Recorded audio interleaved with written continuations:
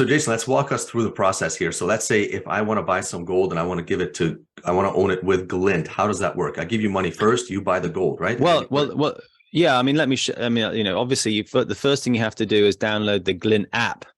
And that Glint app, you can download for the App Store on Google or some, onto or the iOS Apple store. Once you've downloaded that, you've got to register. And look, we're regulated by the Bank of England's Financial Conduct Authority, and so we have all the processes and systems in place for things like KYC, as they call it, know your customer. Anti-money laundering and things like that. So we need to know who you are. So you first of all have to register.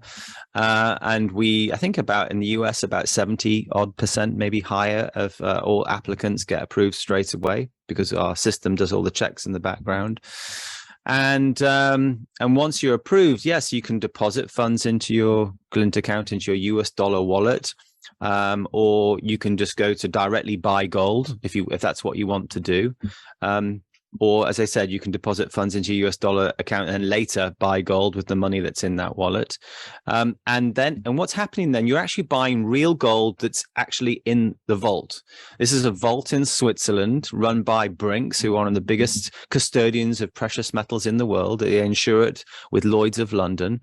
It is allocated, so it's legally yours. And I think that's really important because a lot of people don't understand the different types of gold you can buy. And some would say, isn't there just one type of gold? Well, yes, really, there is, which is the gold Glint offers its clients. It's called allocated gold. You're buying and you're getting the legal ownership of that gold. But you've got to be very careful about other forms of gold exposure, shall we call it. Lots of businesses sell you exposure to the gold price, which is very different from actually owning the gold.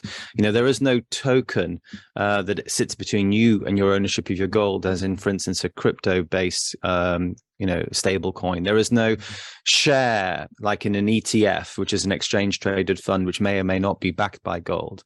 Or worse still, it's definitely not unallocated gold, which is gold which can be lent out by the custodian and might not be there when the music stops. So you're buying that real metal. You're buying a fraction of a solid gold bar that's sat in the vault there, very boring, in the dark, in a big vault under the airport in Zurich. And that balance, of course, shows up in your app. Your app is like any online banking app. It shows you the statement of how much gold you've got, when you bought it, what price you bought it at, etc. And you can just sit there and save that if you want. We charge a very small amount, of 0.5%, to be able to buy the gold on top of what's called the wholesale market rate. We charge you, I think it's 0.02% per month to have that gold stored and insured for you. And when you come to spend it, if that's at some point, most people want to actually use their money. And when you come to spend it, we don't charge you anything when you sell that gold. We don't charge you any fees.